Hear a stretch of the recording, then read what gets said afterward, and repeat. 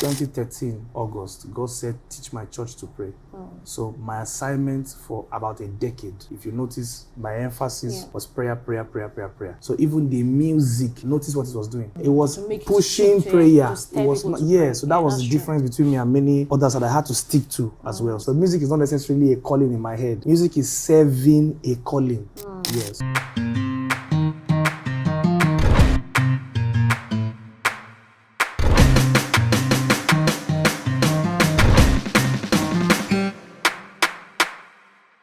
I can't see the way I'm smiling. Just like I'm doing close-up adverts. You don't want to know who's with me. I'm starstruck. Jesus. Oh my God, I'm blushing. Guess who is with me right now? Guess. Let me give you an expo. He's handsome. He was my rival in abattoir. He sang the latest song, Favor, you surround me like a shield. Yes, I guess right now you know the name. Can we see Evangelist Lawrence Oyor in the building? Wow, what a privilege having you. Thank you. Having Mr. Akin. Thank you. Lawrence Oyor with me. Thank you so much for, being a part of my show today. Wow, it's so nice to have you. You're looking good as ever. Thank you. And fireful, I feel like falling. Okay, so my first question would be, a lot of people are actually really confused about what is their call, how to navigate life, and all that. So I want to ask, how were you able to identify your call? How do you know it was music? Okay. There are two answers that I would give as far as calling is concerned. It's a very broad subject. But the first thing is that calling is unveiled gradually. So, and this one is a very funny one because I have many friends as examples of what I'm saying, who when I met them initially, there's one, I will not mention his name, but I'll still give as an example. Very popular man of God now, And when I first met him, he said God has called him to teaching, and that he's not going to teach more than 20 people who will now influence others. Wow. He said, wow, great. That his ministry is supposed to be like in a parlor like this and all of that. And he will just teach. The teaching will travel to nations like Andrew Womack one time, when he's here.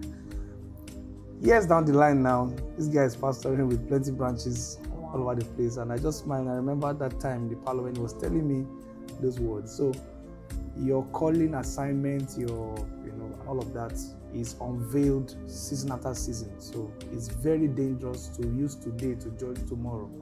What you know about today is limited, and God is unveiling you to you gradually. It's a gradual process. That's the reason why pressure should be off your life, because the one who is revealing you to you knows why he has not revealed this much to you yet. Because some of us are not even ready for what he's going to reveal. We're not ready. We are classified information. Once Joseph saw a peek of his future, he started catching everything by his own hands.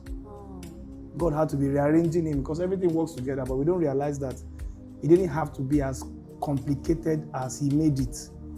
Who sent you to go and tell your brothers and your parents, and they end you up in the pit? They end you up in the... It looks like a beautiful storyline, but it didn't necessarily have to be like that. Jacob could have gone with his children to Egypt, and something might have transpired, and he would have started school there or something, and then rose to become, and they recognized him. Another story could have played out. But because he was under pressure, that information that he got, made him to. So that's from all these ages of stories of men of God throughout history. Obviously, heaven has to be intentional with our generation by revealing as much as we can take. Some of us, the pride we will receive from the information will be the reason why we will not reach it. Okay, but Lawrence, I just want to make it. I want us to make it more practical, right? Some persons feel like they have to be passionate about something, so that can be a step to knowing what they should do, what their assignment is in life. So, could it be that years ago you loved singing, you enjoyed singing, you just found yourself singing without the mic, you're baiting, you are singing, like my sing in the bathroom, I don't know, that never became my call, it's not my call, right? You just find yourself singing in the bathroom, you are strolling on the road, you are singing, you know.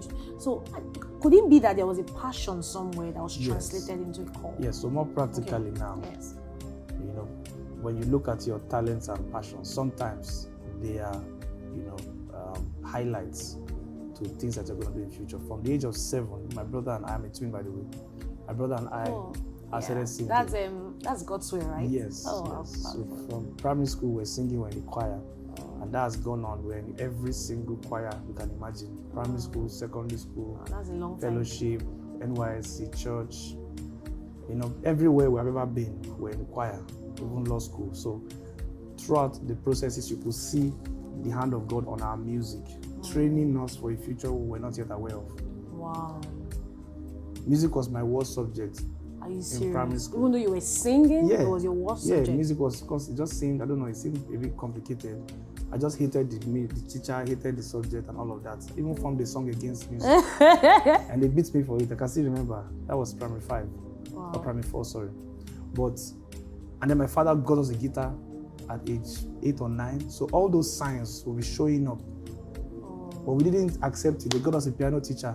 We frustrated him until he left. So wait, even though you were singing naturally, you got the equipment, the tools for it, but you still didn't. Yeah, we're not conscious of the fact that this is a calling.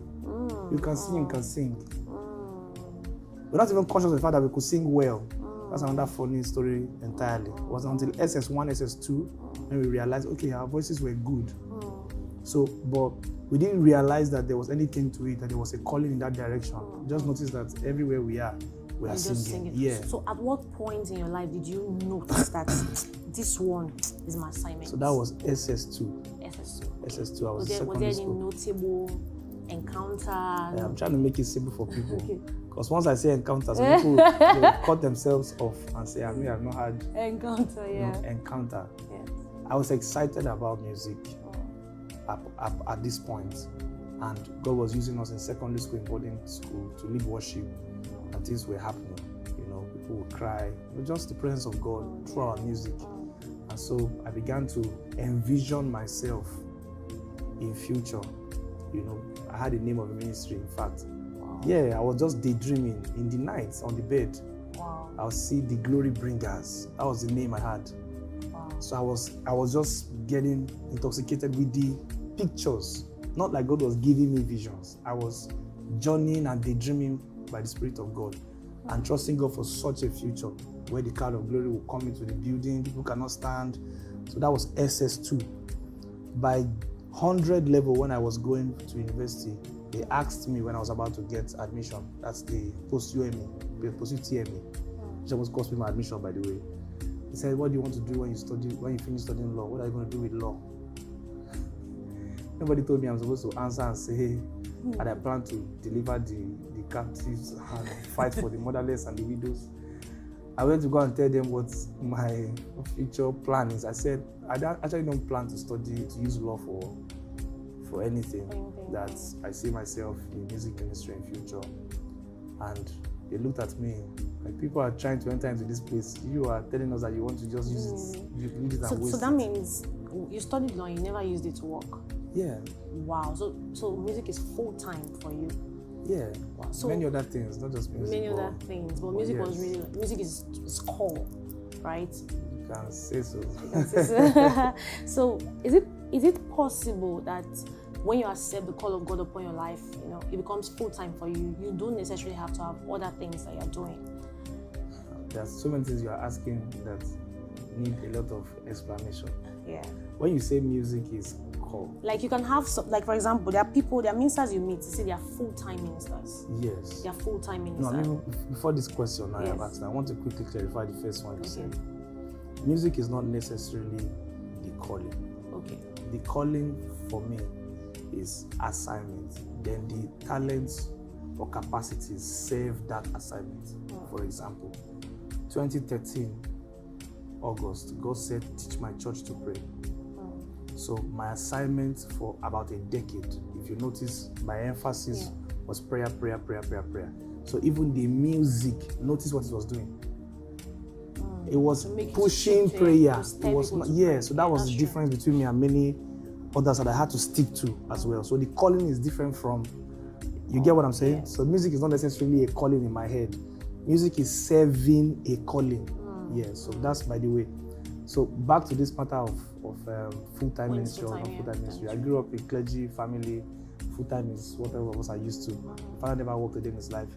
So naturally, I just never imagined myself working in an office. However, I don't believe that a person is on full-time until ministry is taking your full-time. That's something to mark. Yeah, you I'll don't say believe. that again. You are not on full-time if you are 3 hours on Facebook, Wow. 2 hours on Instagram, and 4 hours, even if you are 4 hours in the presence, which would really matter to count. But check them. Many of the full-time people are not praying. That's true. So what do you mean by full-time? You are being lazy in the work of ministry and calling it full-time. Go and work, Oga. Go and work. Go and work. If it's full-time, it will pay. That's true. Nobody gives themselves that with that kind of volume of time to anything and it will not pay. So that brings me to something else. If it's full time, it will pay, right? So I met this person. Because I'm privileged to meet a number of persons, but I counsel. So I met someone who said to me that he really loves to sing. You know, God has called him. He sees himself in dream. He'll sing, and people will fall under the anointing fall. And then he has joined this choir. He's been moving. He has a band, but he's hungry. He's hungry. Why is God punishing him? You get, he prays, he fasts, but he just sees that God is punishing him. He's hungry. He finds it difficult to do that. Even when he came to my office to see me, he had to borrow money. So what would you say about that? Because you said something very striking. You said full-time. Sorry, you said serving God pays, right? And if you really give yourself to it, it will pay you. But this is some money, and then this is not just him. There are many people like this. So let me ask that guy. If that guy sits before me, I will ask him how many fastings he gives himself to. Because some of these things that he's complaining about, if he puts himself into a rigorous fasting program, he will break certain limits around his ministry and calling. So that's one. Does he give himself to fasting? Does he give himself to prayer? Okay. Does he give himself to excellence? Excellence. If they give him the mic, fasting, prayer, excellence. If they give him the mic, what's going to happen? This is not you whining yourself. Anybody who has results will be sought after. This thing is just the fact, but we keep deceiving ourselves.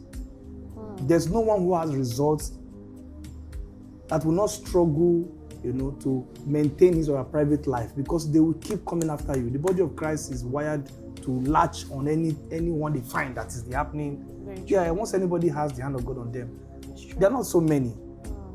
So if the hand of God is truly on him, I'm telling you that the immediate effect is doors and platforms, usually, unless, like I said, there's a siege on that ministry. That's why I said fasting and prayer can break it, or somebody with high authority can speak over his life and then shift him in that area. But once the hand of God is strong on his life, usually it will lead to platforms, it will lead to doors, and of course resources come from those platforms. So people will see the evidence. Yes, resources will begin to come, and then you do things excellently, because you can be doing things and you're not excellent, and they will treat you as such. But when you're excellent in your presentation, usually it leads to kings encountering you, and then resources obviously from that. And then structuring the ministry as well. You need to structure everything he's doing in such a way that there are opportunities for resources to come in through what he's doing. Okay, so now I understand it. When there's the hand of God upon your life and you are giving to fasting, prayers, excellence, and all that, the truth is, when people see this evidence, they will naturally get resources from them. You attract resources.